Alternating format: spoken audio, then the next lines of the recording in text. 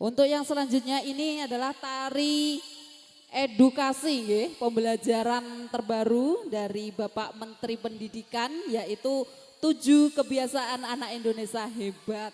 Nggih.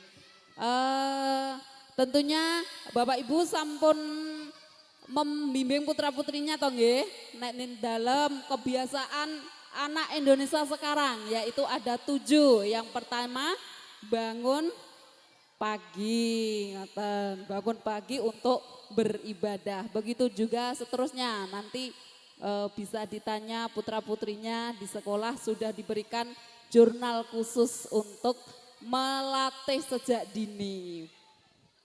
Oke, apa saja 7 kebiasaan anak Indonesia hebat akan dibawakan dan dibentuk dalam sebuah tari yang akan dibawakan oleh siswa-siswi dari TK Dharma Wanita 1 Sragen.